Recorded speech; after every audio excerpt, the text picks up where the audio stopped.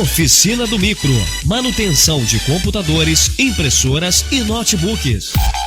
Serviços de informática em geral, como contratos, declarações, currículos, INSS, imposto de renda, restauração de fotos e vários outros serviços. Estamos com uma lan house em frente ao ponto de táxi, próximo à Praça do Fórum de Ibirité, e também na Rua Freitas de Oliveira, número 437. Telefones 3533-0010 e 3598-6616. Oficina do Micro, eficiência em tecnologia.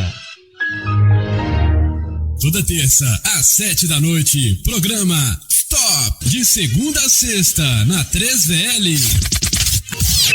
Programa Puta Quiabo.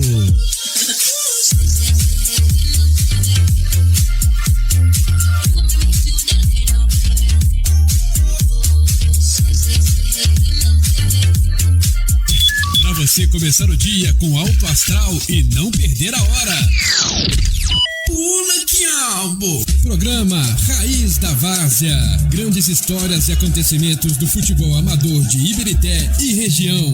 Toda sexta, às 6 da tarde, na Rádio 3VL. Apresentação, Saulo Eustáquio. Curta a página da 3VL no Facebook e no Instagram, @3VL Web Rádio. Para ter tranquilidade e segurança, seja associado Minascar Motos, proteção para carros e motos, desde 2007, trazendo segurança, tranquilidade e benefícios exclusivos. Ligue 2557-8899. Proteção de roubo, perda total, acidente, danos da natureza, assistência 24 horas, reboque com quilômetro livre em caso de acidentes, desconto em mais de 80 lojas credenciadas, reparo de carros com 1 ano de garantia em nossas oficinas credenciadas, reparo de moto feito em concessionárias, moto reserva sem custo, rastreador e carro reserva com pequena contribuição. Ligue e agende sua visita. 2557-8899, 2557-8899, www.minascar.org.br.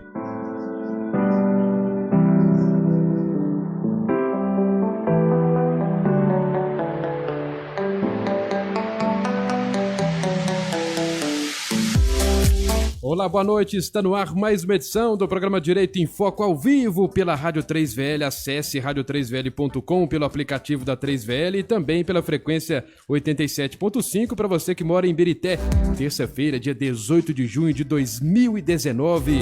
Muito boa noite, doutor José Geraldo de Moraes, e boa noite, doutor Humberto Fajoli, falando hoje sobre ações revisionais de contratos. Boa noite, Túlio, boa noite, ouvintes, boa noite, internautas.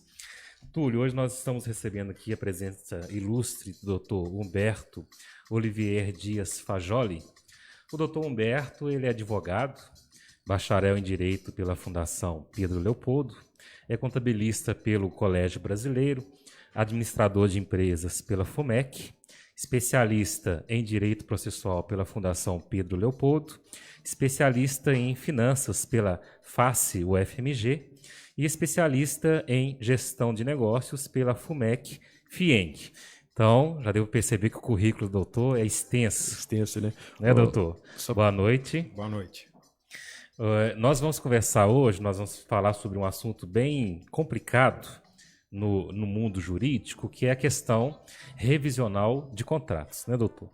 E as pessoas que estão nos ouvindo, grande maioria delas não são operadores de direito, são consumidores. Sim. E esses consumidores, por vezes, eles ficam realmente ressabiados ou realmente contrariados com os contratos de financiamento de várias espécies, seja financiamento de veículo, financiamento habitacional ou empréstimo mesmo bancário, pessoal. E eles, por vezes, entendem que esses contratos são extremamente abusivos. São contratos que realmente oneram demais na hora do pagamento, que inclusive gera muita inadimplência, gera muito rescisão contratual. E esses casos, por vezes, vão bater lá nas portas do judiciário para discutirem a legalidade ou a abusividade dessas taxas e também tem questão das tarifas também, né? Acredito que, principalmente financiamento de veículos, tem muita discussão a respeito de tarifas abusivas. Então, para a gente iniciar a nossa conversa, doutor, eu gostaria que o senhor fizesse uma introdução a respeito do que é contrato. Perfeito. Para que os nossos ouvintes possam entender o que é um contrato, quais são as modalidades desses contratos e como que nós podemos entender quando efetivamente esse contrato é abusivo. Não é porque nós sabemos muito bem, o senhor sabe disso também, que nem todo contrato é abusivo.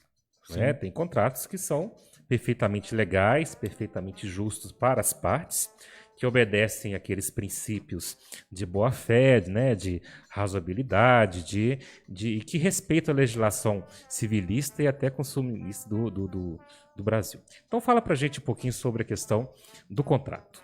Bom, primeiro, boa noite, obrigado pela Rádio 3VL e ao senhor Zé Geraldo pela oportunidade da gente conversar sobre pouco o contrato. Tá? Bom, o contrato é um ato jurídico em que se vincula a direitos e deveres de duas ou mais pessoas. Normalmente está ligado a uma prestação de serviço, ou uma venda e uma entrega de algum material, normalmente através de pecúnia, ou seja, através do pagamento em dinheiro. Sim. Né? Uhum. Bom, eu acho que para a gente conversar sobre a questão da abusividade de algum contrato, a gente tem que determinar alguns conceitos. Sim, ótimo. Né? Uhum. Primeiro, eu gostaria de falar sobre a questão dos juros, né?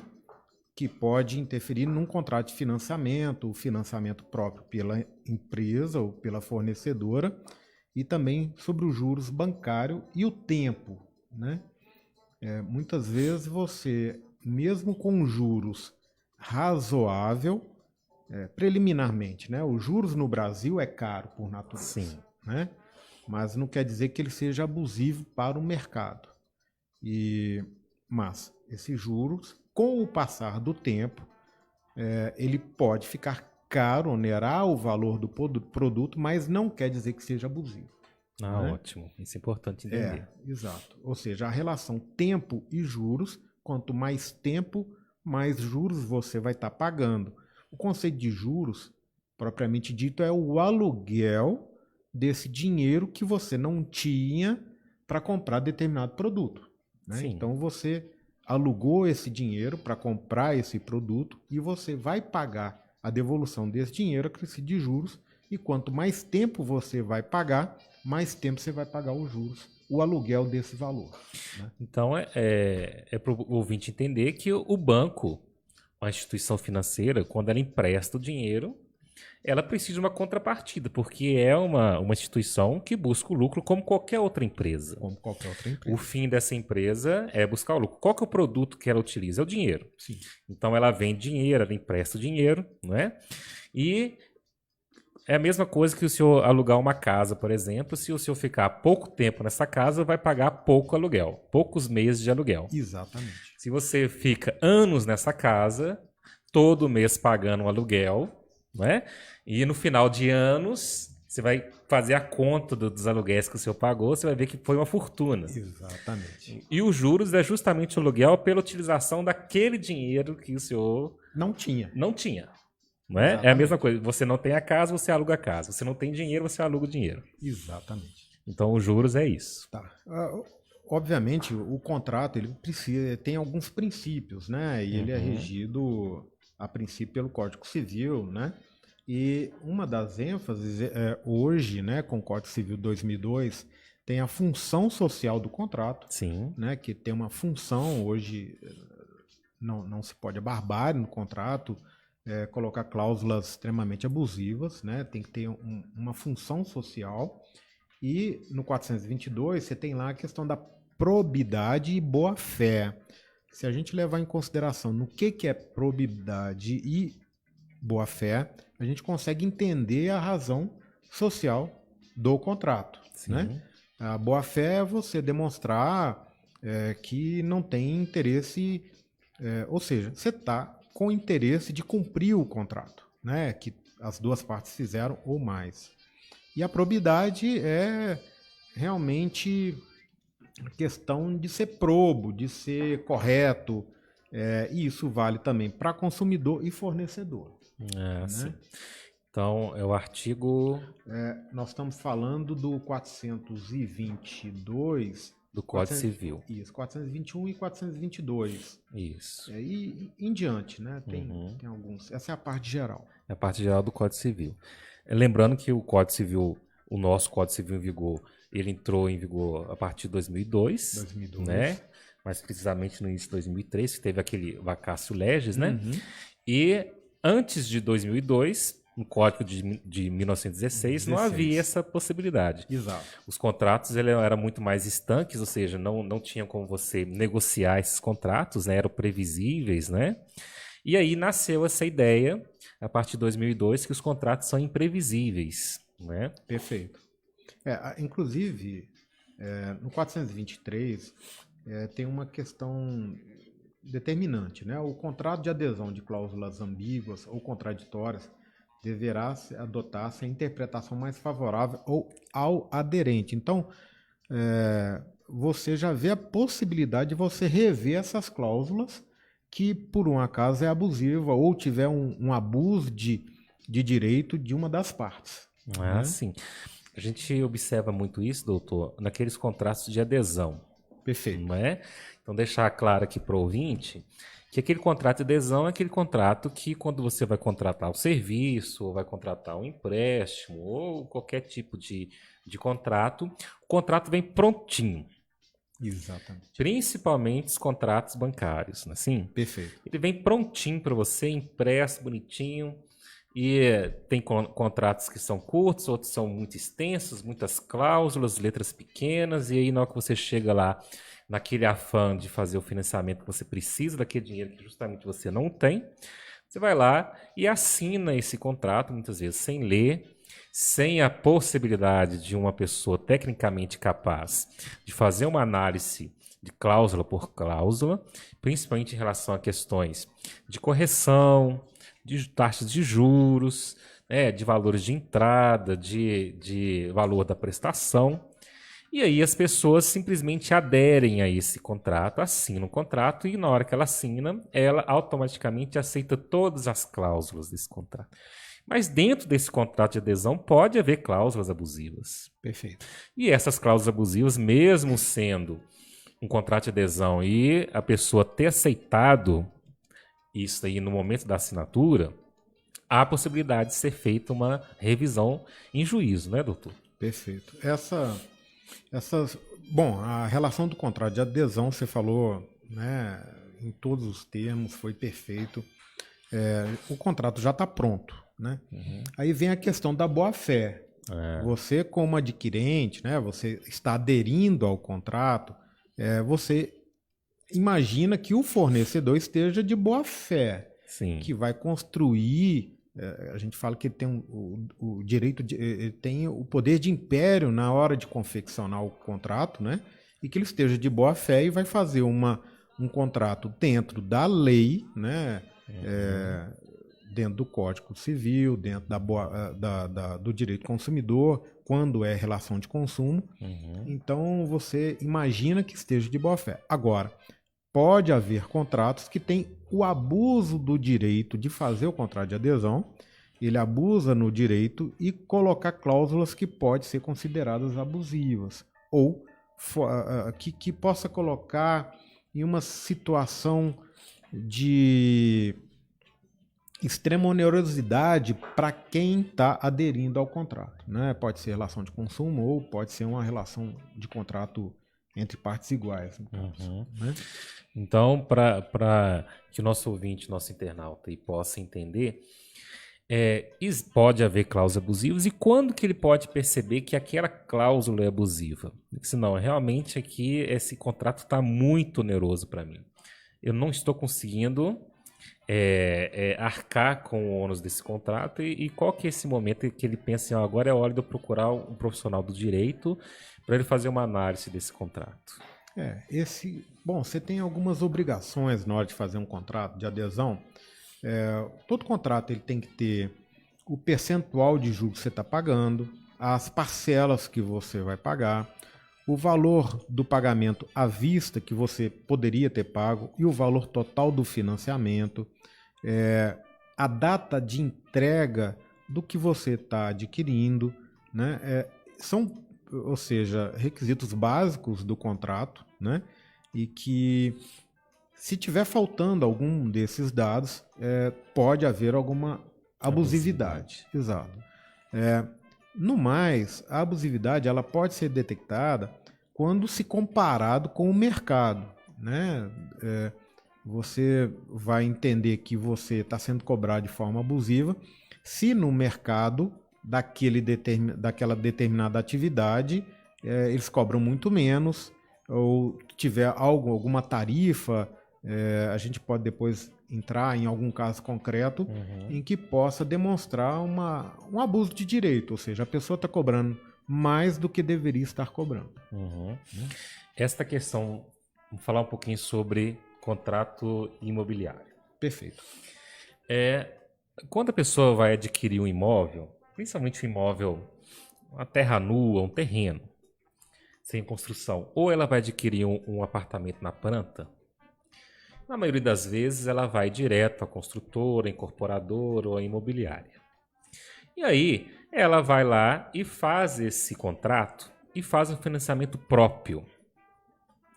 E esses contratos, pela experiência do senhor, esses contratos podem apresentar muita abusividade em relação, por exemplo, à questão de entrega, que o senhor acabou de dizer aqui pra gente, que precisa ter essa data de entrega, precisa ter esse compromisso da entrega.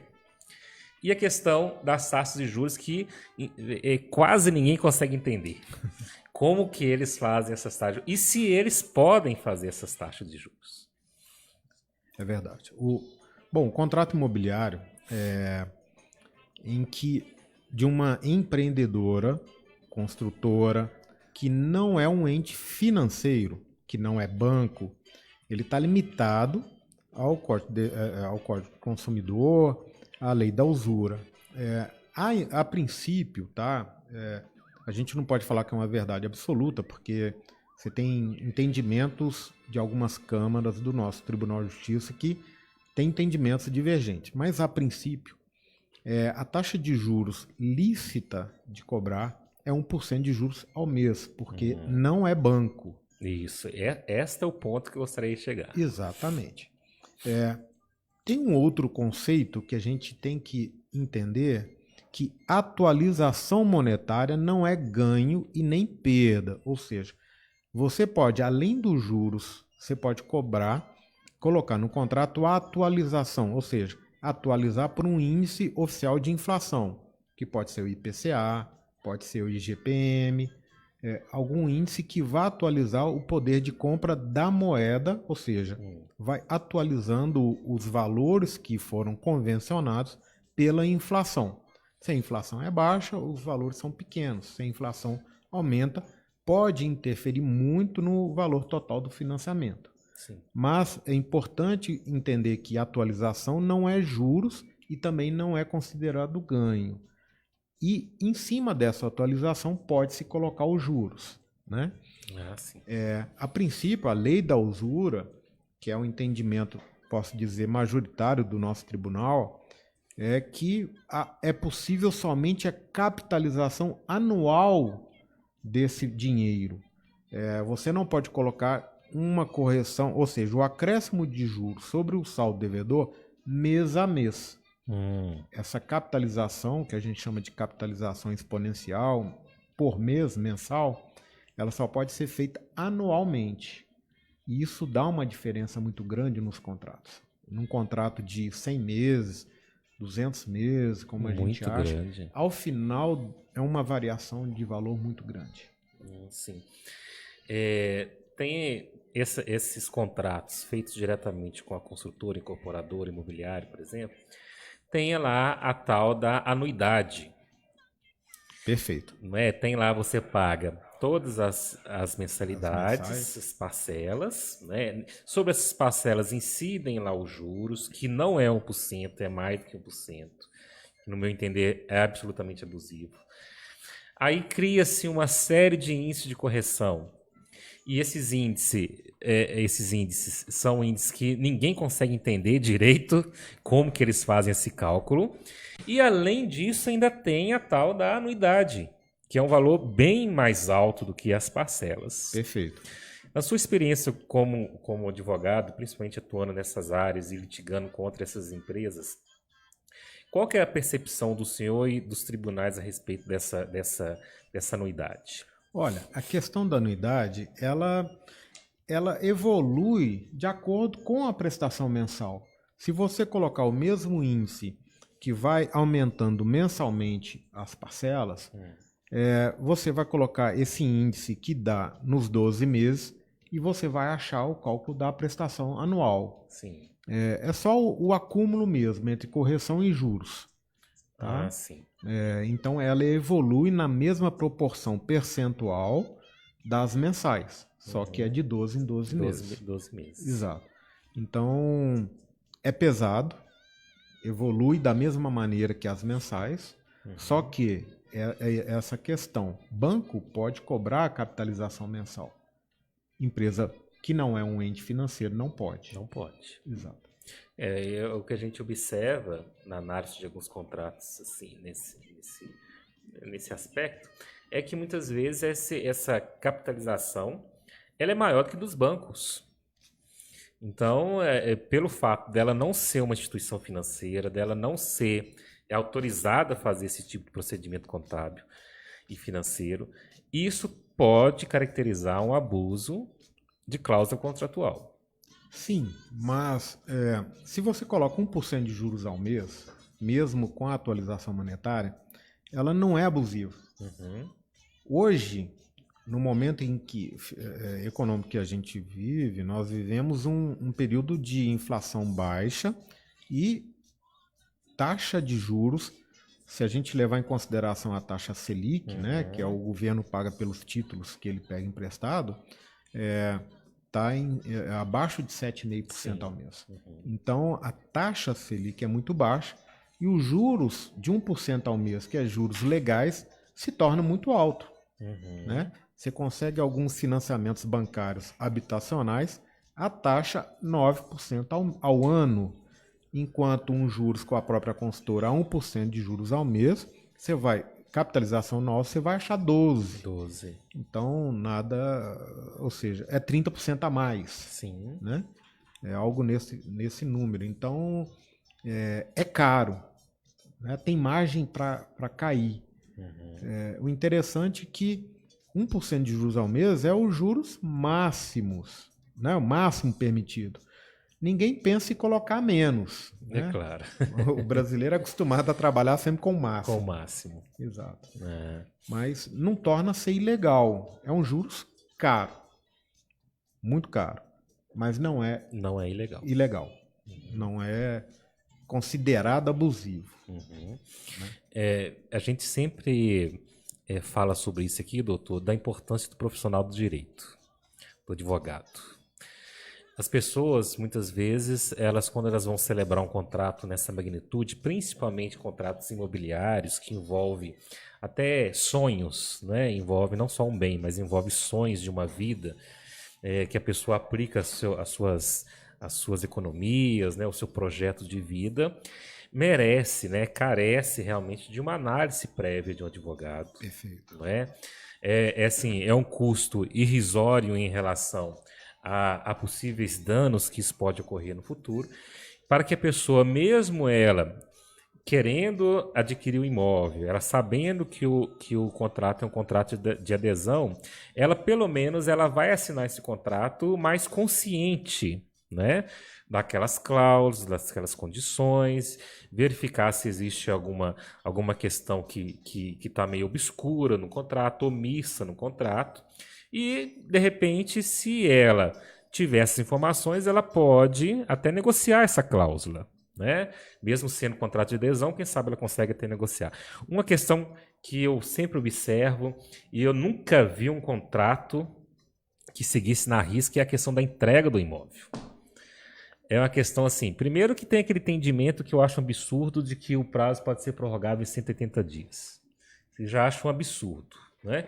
Mas existem contratos que nem prazo de entrega existem. Exatamente. Bom, em razão desse momento econômico, né, porque nós passamos por um momento de grande expansão, né, de consumo, foi 2013, 2014, teve um boom imobiliário, Sim. um incentivo ao consumo e ao empréstimo, ou seja, através do endividamento, né? Teve casos que você tinha a possibilidade de se endividar, ou seja, fazer financiamento para comprar o mobiliário da casa, você fazia financiamento para o bem, para o imóvel e para o mobiliário. Para o mobiliário. E, bom, isso só poderia cair em recessão. Você cria essa bolha, é o momento que a gente vive hoje. Muitas vezes, com a perda do emprego, você já não consegue mais cumprir as obrigações avançadas antes, né? Mas, em razão, obviamente, isso traz reflexo para quem produz, para quem está fornecendo as unidades habitacionais, como também para quem está adquirindo, né? Em razão dessa crise, várias construtoras, empreendedoras descumpriram a questão da entrega dos imóveis, né?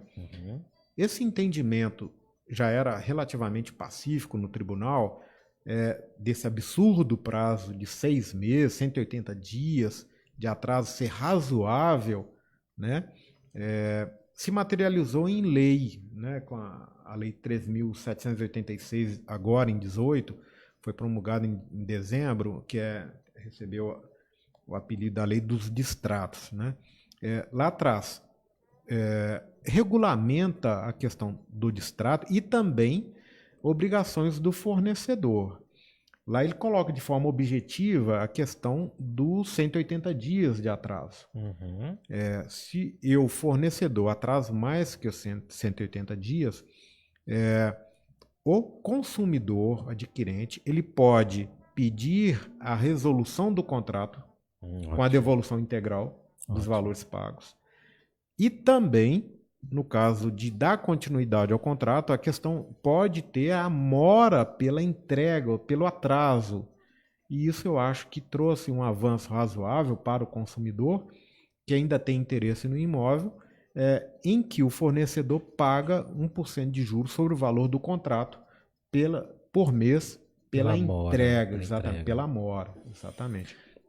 Então essa lei, por um lado, é uma lei assim que a gente entende que é bem, que não é benéfica para o consumidor no sentido de que esse prazo para mim não é razoável, mas a lei veio positivar isso, mas por outro lado também ela pacificou a questão no sentido de que não pode ultrapassar 180 dias. Exatamente. Então, por mais que o prazo seja um prazo muito, muito grande, né, um absurdo, mas pelo menos tem garantias no caso do descumprimento desse prazo absurdo. Exato. Há construtoras que colocam cláusulas absurdas, como um período de X meses após o alvará de execução, salvo qualquer outro empecilho. Se cair uma chuva forte, eu tenho direito a atrasar. E isso ultrapassava, ou seja, não tinha limite, não tinha prazo de entrega. Há contratos que sequer têm prazo de entrega. Não tem um termo de compromisso sequer em relação ao consumidor. Esses contratos, essa lei também regula os requisitos mínimos do contrato de compra e venda, como os juros cobrados, a taxa efetiva, o número de parcela, o prazo de entrega. Coloca a termo, ou seja, a pessoa tem que colocar isso no contrato para ele ter validade. Isso é importantíssimo. Muito. Então, as pessoas, por exemplo, que vão adquirir um imóvel, na hora que elas forem fazer a análise desse contrato, elas têm que ver esses requisitos, essas informações, e elas, tendo em vista que a ausência ou omissão disso, elas podem questionar junto à contratada, né, para que ela possa regular isso, para que ela possa sanar essas omissões, essas... Exatamente. A lei, ela... o consumidor, né, o adquirente, ele pode notificar o fornecedor e ele tem 30 dias para ajustar esse contrato à norma. Sim. Entendeu? É bem objetiva e é muito interessante nessa parte. Ah, ótimo. Eu tenho uma demanda lá no escritório que no contrato está escrito assim, ó, mais ou menos 180 dias. Agora, o que é mais ou menos? O que é menos de 180? O que é mais de 180? Né, eu nunca vi ser menos, né? Mais de 180 é mais 200? Ou mais 300 dias? Eu não sei, né? Então, assim, esse tipo de cláusula, ela, no meu entender, ela é abusiva, né? E no caso, por exemplo, com a edição dessa nova lei, ultrapassados 180 dias, existe a possibilidade de resolução do contrato. Exatamente. Com, inclusive, devolução do que já foi pago, corrigido monetariamente, Isso, não é? Exatamente. Então, o descumprimento dessa cláusula, então, traz com que o contratado, a empreiteira, o que for, ela se torne inadimplente, então, havendo a possibilidade da resolução. Exato. O contrato de compra e venda, ele é muito forte, né? Ele tem muita força jurídica. Antes de 2002, até essa questão da irretratabilidade, ou seja, para você sair fora do contrato, a questão era muito difícil, né? E muito penoso. Muitas vezes você perdia o dinheiro que você tinha pago. Isso. E para se ver livre do contrato. Então, regulamenta essa possibilidade. Essa é a razão dessa nova regra. Então é uma lei importante para esses casos, né? Outra dúvida que eu sempre vejo das pessoas, dos clientes, consumidores, é a questão da taxa de evolução de obra. Ninguém consegue entender que taxa de evolução de obra é essa, né? Então a impressão que se tem, e uma vez eu tive até uma demanda na Justiça Federal contra a Caixa Econômica, que pesquisando sobre o assunto, a gente começou a entender que a taxa de evolução de obra, na verdade, aparentemente, eram os juros que a empresa pagava pelo financiamento feito junto aos bancos para o investimento na construção do imóvel.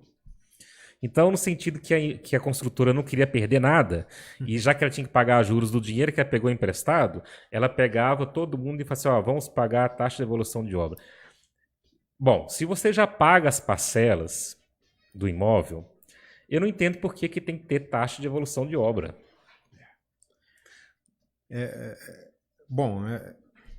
Até hoje tem controvérsia sobre isso. Se né? você coloca no tribunal, você tem decisões que divergem uma da outra, né?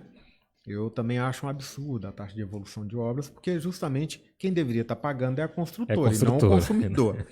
Mas se você coloca no contrato, aí você vai ter que discutir judicialmente a questão da evolução. E não quer dizer que você vai ganhar. Ainda tem uma divergência jurisprudencial em cima dessa taxa de evolução de obra. Ainda não é pacífico a obrigação de quem é. Né?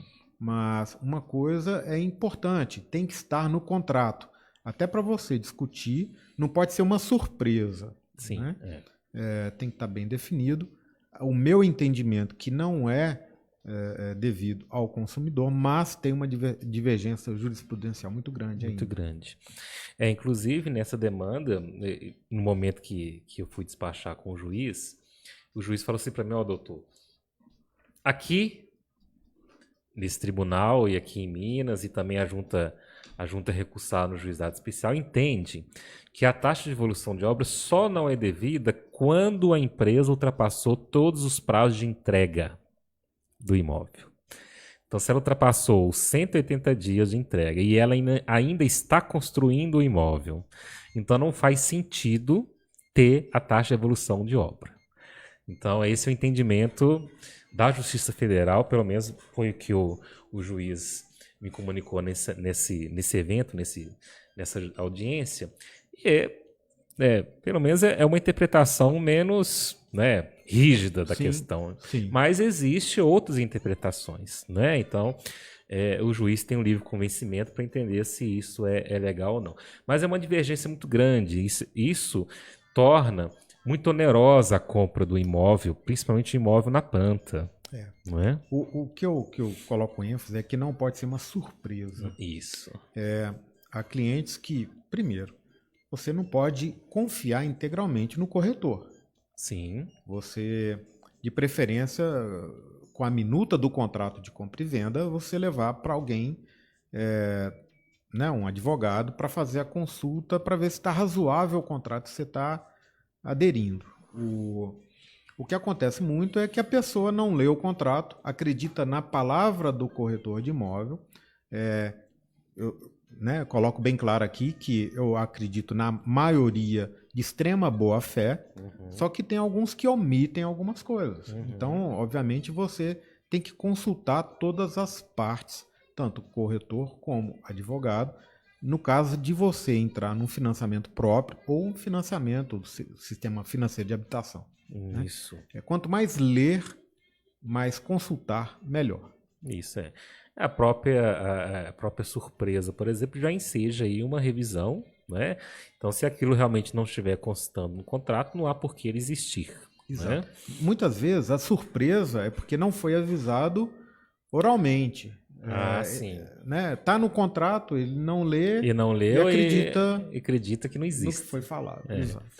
Ô, Túlio, eu gostaria que você passasse para a gente o WhatsApp, né? Para que as pessoas, os ouvintes, internautas, possam mandar alguma pergunta, se tiver. Sim, o WhatsApp da 3VL 994887601. Repetindo, 994887601. Você pode enviar mensagem de texto ou de voz. Audiência em toda Belo Horizonte, também em Contagem, Igarapé, muita gente conectada, em Mário Campos. E também estamos pela live no Facebook, participação do grande Claudinho aqui do Center Shopping, a WTJ TV Minas também parabenizando o programa e a Isabela Gonçalves também ligada na live pelo Facebook. Um abraço, e para você que está acompanhando pelo Facebook, você pode compartilhar a nossa live, tem um botãozinho bem à esquerda aí do Facebook, você compartilha para poder mais pessoas acompanhar esse programa fantástico aí. E se tiver dúvidas também pode mandar a pergunta pela live, né? Pela live também. Do Facebook. Bom, essa questão do financiamento, eu acho que habitacional acho que ficou bem claro. E uma outra questão que tira o sono das pessoas é o financiamento de veículo. Bastante. Bastante. Nessa onda, né, início dessa bolha, que o senhor falou muito bem, essa bolha econômica que o Brasil passou a partir de 2012 para cá, houve um incentivo muito grande ao consumo. Então a gente sabe muito bem que o governo federal ele abaixou o IPI do veículo, né? E pelo fato das pessoas comprarem muito, adquirirem muito financiamento, os bancos também, eles ficaram mais negligentes em relação ao controle desse crédito, né? A pesquisa do crédito. Houve episódio da Caixa Econômica ter abaixado bastante os juros por determinação do governo federal, que eu também acho um absurdo, que a Caixa é uma empresa, empresa pública, eu acho que não deveria ter o dedo direto do governo federal. Concordo. E ela, por ser um banco muito importante, atuante no Brasil inteiro, ela forçou os outros bancos também a baixarem a taxa por causa da competição. Né? O Banco do Brasil veio logo atrás, também empurrado pelo governo federal. E aí criou-se um ambiente muito favorável para a aquisição de veículo. Perfeito. E aí as famílias entraram de cabeça na questão da compra do carro zero. Todo mundo comprou o carro zero. É claro, evidente que era muito fácil comprar. Eu me lembro, naquela época, você entrava, por exemplo, numa agência de carros e ficava cheio de gente. É como se fosse uma liquidação de roupa, né?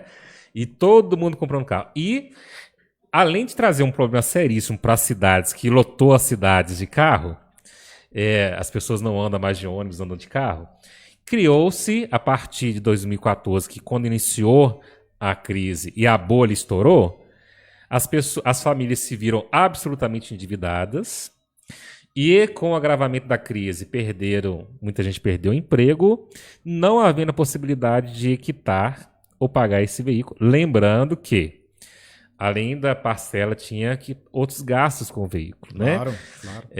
E combustível, seguro, imposto e, na minha opinião, o pior investimento que se pode ter é um veículo. Né? Na hora que você bota o pneu do veículo para fora da loja, menos 30% do valor do veículo. Exatamente.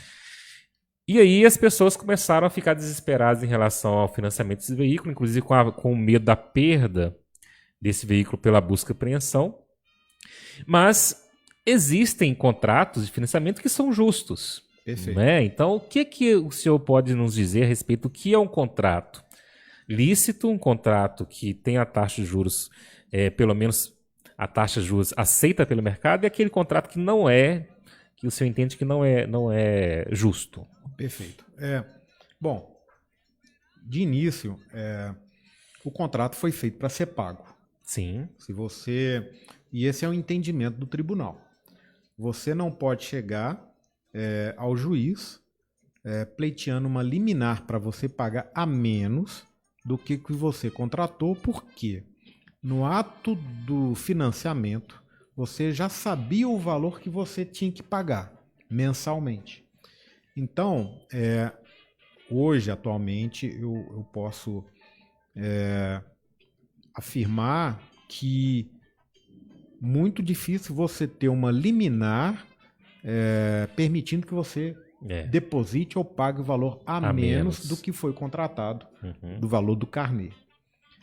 Mesmo que a taxa seja considerada abusiva.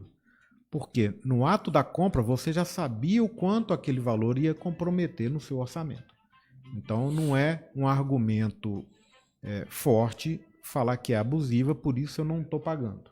Sim. Você tem que pagar inicialmente. Bom, o que é abusivo no contrato de financiamento de automóvel? No dia do financiamento, e esse é um entendimento majoritário, na análise da taxa de juros para essa modalidade colocado pelo Banco Central, que é uma fonte fidedigna, onde as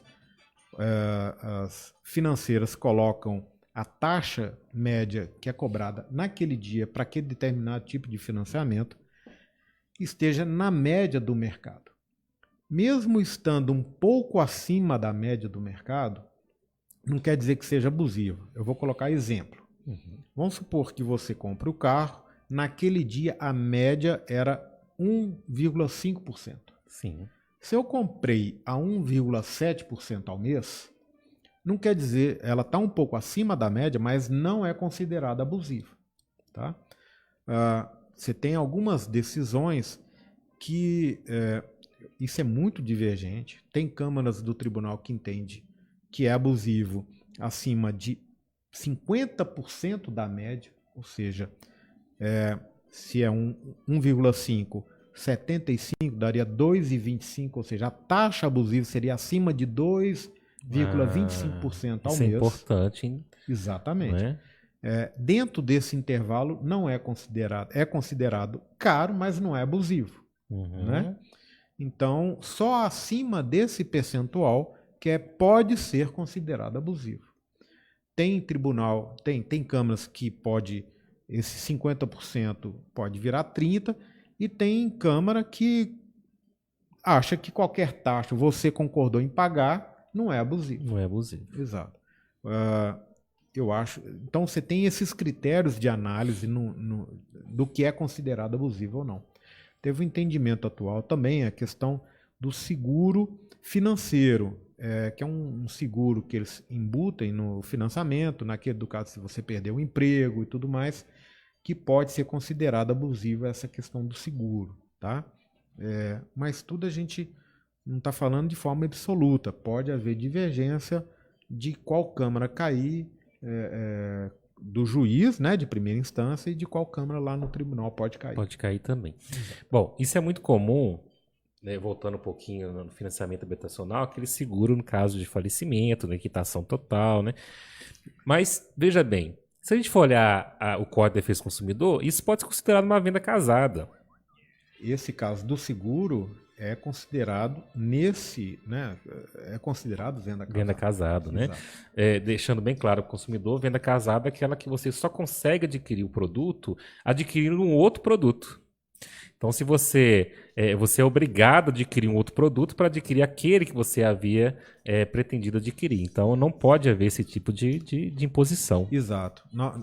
No caso concreto, né, do financiamento de automóveis, é quando, na hora de fazer o financiamento, ele coloca por obrigação o seguro, ou da mesma financeira, ou até de outra, mas te obriga a contratá-lo, porque pode ser um cruzamento, né, de amigos, né, de financeiras, em que eu vendo o seguro e a outra parte vende o financiamento, e só consegue fazer o financiamento através da compra do seguro. Não foi ofertado nenhum outro, né? Não foi disponibilizado a possibilidade de você fazer o seguro com uma outra determinada seguradora. Ah, sim. Isso é muito importante os consumidores ficarem atentos, porque pode acontecer até no caso de compra de eletrodomésticos, né, de bens móveis, né, duráveis, que você é obrigado a adquirir ou como é que se diz? Garantia estendida. Né? Pode querer uma garantia estendida, que a gente sempre ouve isso, e muitas vezes as pessoas embutem, quer dizer, os vendedores embutem essa garantia no valor das parcelas, né? Quando é carnezinho, financiamento com a própria loja. Então as pessoas têm que ficar muito atentas. Então, se isso acontecer, realmente é abusivo, pode buscar a retirada dessa cláusula, né? A devolução desse dinheiro, tanto no caso de financiamento de veículo, no caso de financiamento de qualquer outro tipo de produto. É só um detalhe. Eu acho que tem uma participação aqui no WhatsApp. Vamos ouvir aqui. Grande Isabela participando. Vamos ouvir o áudio da Isabela. Boa noite, pessoal. Tudo bem? Eu tenho uma dúvida.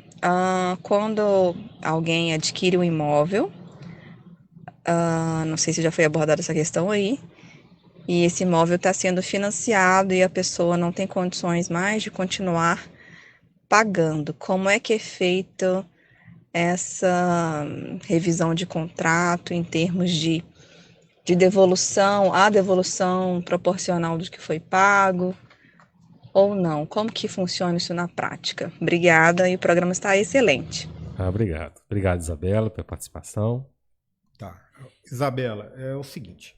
Antes de dezembro de 2018, era seguido a súmula 543 do STJ, em que lá dizia o seguinte: no caso de culpa do consumidor e não de quem está vendendo o imóvel, né, a empreendedora, no caso do consumidor, na culpa dele, a fornecedora, a empreendedora, pode reter a questão dos valores pagos entre 10% e 25% dos valores pagos, sendo que essa devolução tem que ser atualizado monetariamente. Hoje tem uma discussão jurídica muito intensa e está no STJ e está para ser decidido. Tem movimentação, não demora muito essa questão. No caso, se declarada a culpa do consumidor, em que momento é colocado em mora o fornecedor? Vou colocar o exemplo. Você entrou com uma ação pedindo a resilição do contrato, né, que você não quer mais a continuidade dele. Então a empreendedora pode reter, você pagou 100 mil, pode reter entre 10 e 25 mil reais. Vamos colocar o valor máximo, tem que te devolver 75 mil, 25%. Esse 75 mil tem que ser atualizado desde o desembolso. Vamos supor, você tem pago esses 75 mil em 3 anos, e tem que ser atualizado monetariamente. Só que essa súmula mandava devolver imediatamente. O tribunal, o entendimento anterior era que os juros de mora, ou seja, corria a partir da citação da outra parte. Então, acontecia que você, mesmo tendo retirado os 25%, pela demora do processo, desde a citação até a resolução da demanda em si, você recebia valores nominais acima do que você pagou. Porque 25 meses eram os 25% que foi retirado, voltava o valor nominal que tinha pago. Só que esse entendimento tem modificado. Ainda tem um debate muito intenso nos tribunais em qual momento corre os juros da devolução por culpa do consumidor. Hoje tem uma maioria no STJ que os juros passam a correr após o trânsito em julgado. Sim. Só que essa demanda repetitiva que está sendo, o ministro relator colocou e que eu acho que ele está completamente certo, que isso vai acontecer que todas as empreendedoras vão empurrar o máximo as demandas com a intenção de prejudica, ou seja, ficar com o seu dinheiro o máximo possível, né? Porque ele faz outras coisas com o seu dinheiro e vai te devolver ele somente atualizado, sem que esteja em mora. Então, é possível a resilição. Veja bem, por causa dessas rescisões de contrato, da recessão, do momento econômico que nós temos vivido, foi feita uma lei, a 13.786, que tem a lei dos distratos, que regulamenta essa questão do distrato do contrato de compra e venda.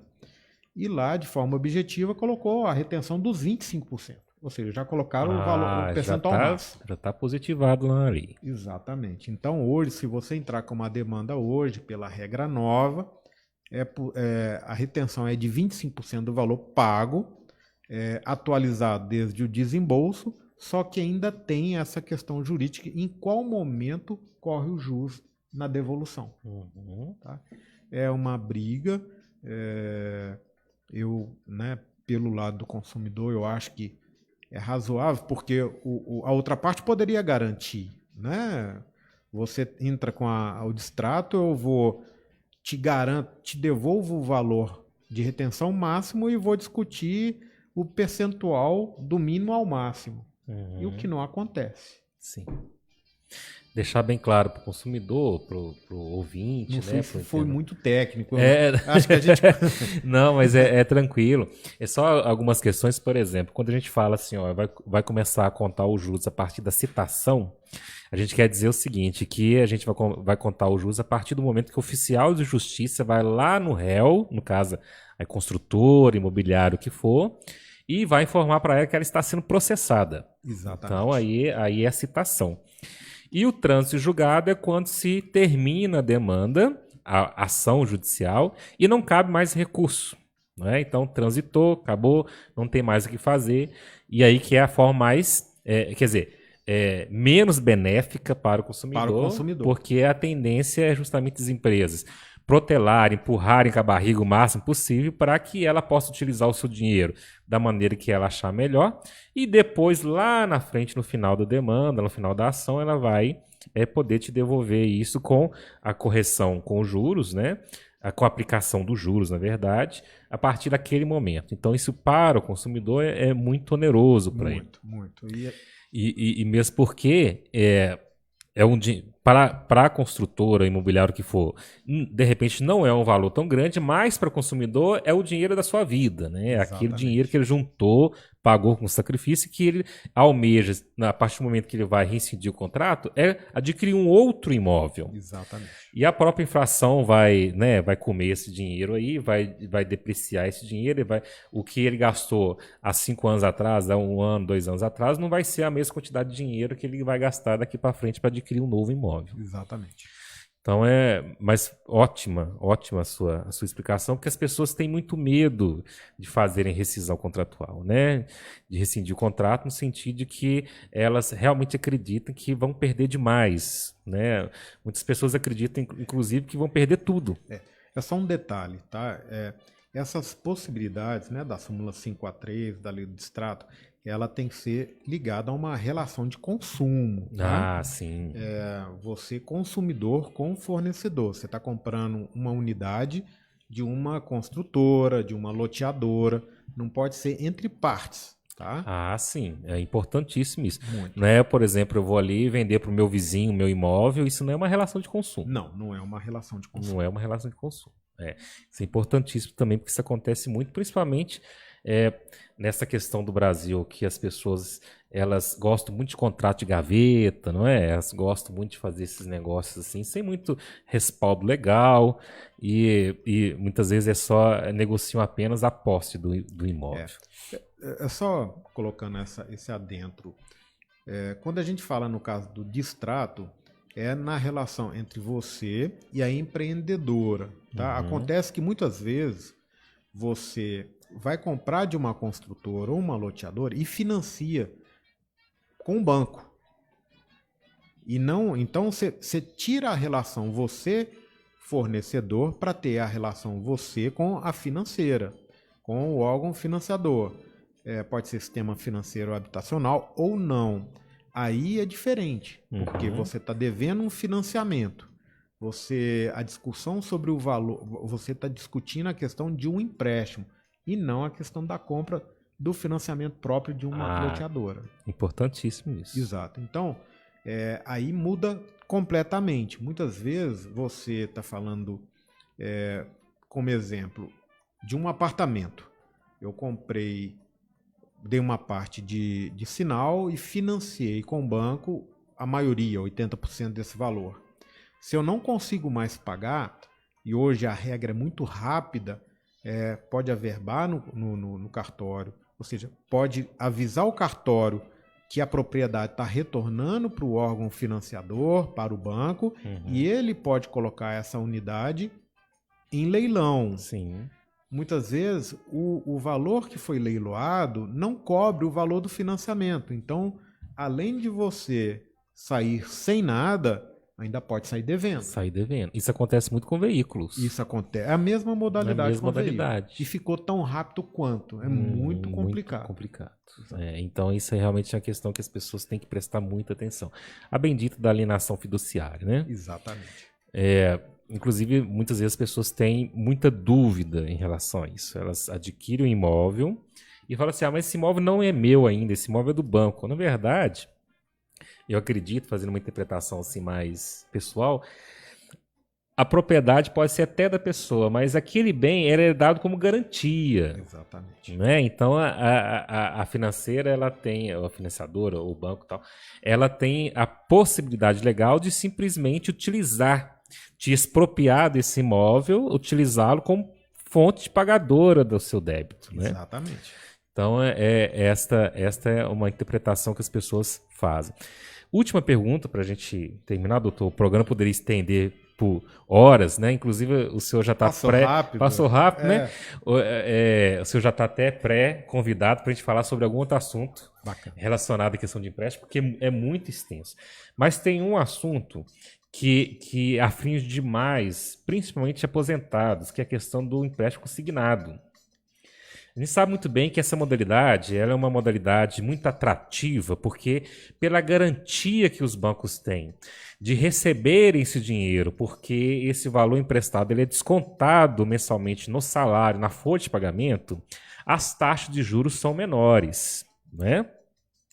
Mas existe um entendimento de que esse desconto ele não pode ultrapassar 30% do valor dessa renda desse trabalhador, né, desse aposentado, trabalhador, porque não só aposentados têm essa modalidade de empréstimo.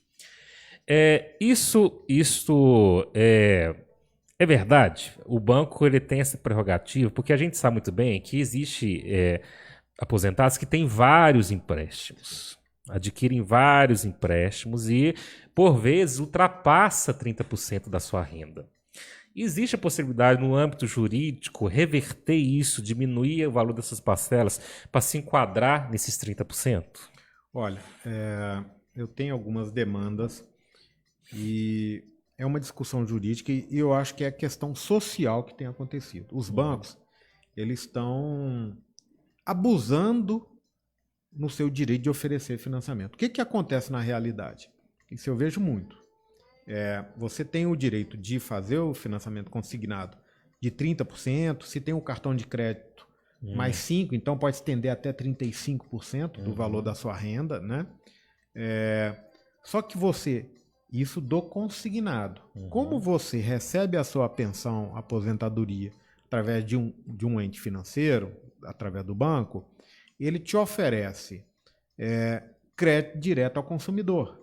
Então, muitas vezes você está com seu limite de 30%, 35%, se incluir do cartão, no consignado na totalidade, e além daquilo, por você ter a conta da sua pensão, da sua aposentadoria no banco, ele te oferece, em cima do débito praticamente instantâneo, crédito direto ao consumidor.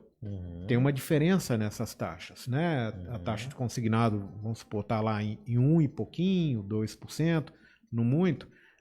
O CDC, o crédito direto ao consumidor, vai para 4%, 5%. Nossa. O que acontece? E isso eu já tive casos concretos.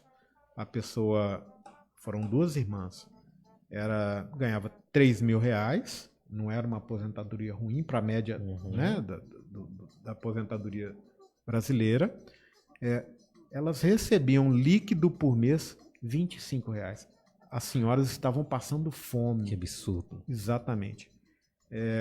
Por quê? As financeiras, elas recebem informações, né, do INSS, do valor que está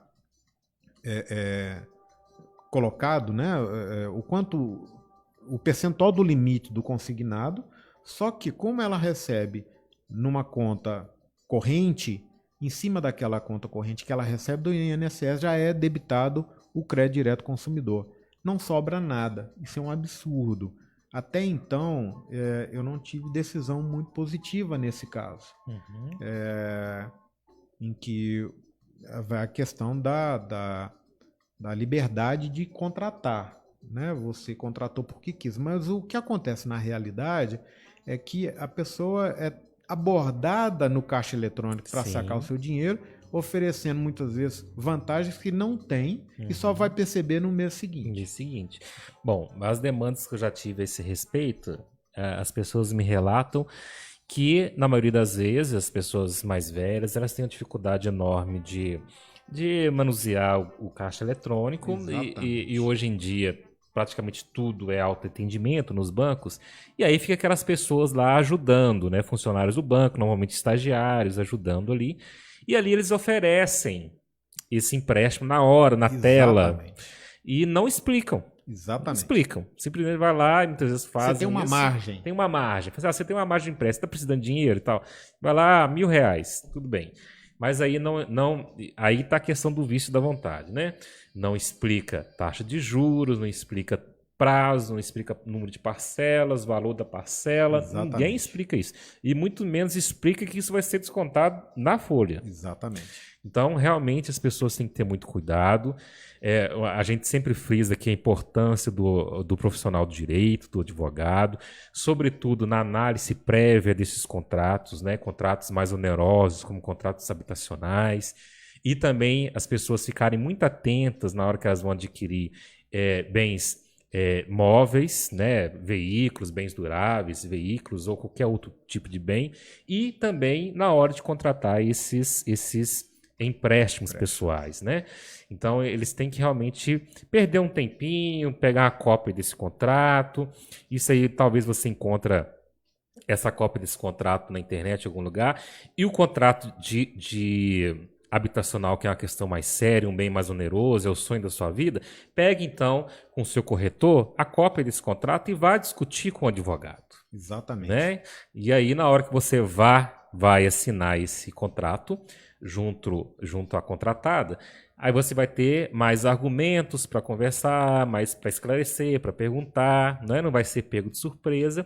E se porventura a sua situação piorar demais no transcorrer da execução desse contrato, ainda pode haver a possibilidade de uma revisão, de uma rescisão que não seja tão onerosa, né, doutor? Exatamente. Então, eu gostaria, antes da gente se despedir, que o senhor falasse um pouquinho do seu escritório, como que o senhor atua no mercado, não é? Pode dar seus contatos. Tá, obrigado. Bom, eu tenho um escritório próprio. A minha cidade, o meu escritório está em Pedro Leopoldo, né? É no centro, mas como se trata de contrato, a gente tem muito parceiro em vários locais e que a gente pode dizer que a gente atende Minas Gerais inteiro, né? Ibirité, onde a gente está falando agora, a gente tem várias demandas. A facilidade, né, do processo eletrônico nos permite estar em vários lugares. Mas o endereço é Rua Tony Alves, 62, Sala 203, no centro, em Pedro Leopoldo. É isso. O telefone? O telefone é o 3631, né? 3662. Só um minuto que eu não ligo para mim mesmo. Ninguém tá fazendo isso ultimamente, doutor? Exato. O fixo é engraçado, né? Ninguém faz. É o 3662-7597. 31, né? O DDD. Ótimo. 3662-7597, lá de Pedro Leopoldo, 31 ainda, na região metropolitana, né? Tá ok. Eu quero agradecer enormemente o doutor Humberto, trouxe esclarecimentos incríveis aqui para a gente, de uma área do direito extremamente complexa, mas que traz dúvidas para a sociedade, para a comunidade, para nossos ouvintes, internautas. E, mais uma vez, né, doutor, a gente deixar claro aqui que a importância do advogado, né, até para se prevenir problemas sérios, mas também se for para demandar junto ao judiciário uma interpretação mais favorável deste contrato, também é essencial a presença desse advogado, principalmente porque, na maioria dos contratos, os valores são maiores e não cabe no juizado especial, cabe na justiça comum, então vai precisar obrigatoriamente do advogado, mas é mais interessante prevenir o problema do que remediá-lo depois. Exatamente. Vale uma boa leitura do contrato que você está aderindo, né, e consultar um advogado. Isso, muito obrigado, Túlio, muito obrigado aos internautas, aos ouvintes, e o senhor já está previamente convidado para um outro momento, nós vamos fazer um outro programa com o senhor, e eu gostaria de mandar um abraço para a doutora Isabela, que não pode estar aqui, mas na próxima semana ela vai estar, e é isso, muito obrigado a todos, boa noite. Muito bem, obrigado doutor Humberto, doutor José Geraldo Moraes, programa fantástico mais uma vez, e lembrando também que o programa fica salvo na página da 3VL no Facebook, quem quiser acompanhar com imagens também e áudio, você pode compartilhar depois, acompanhar o programa que foi fantástico. Parabéns, sucesso. Obrigado. Terça-feira que vem tem mais programa Direito em Foco. Até lá.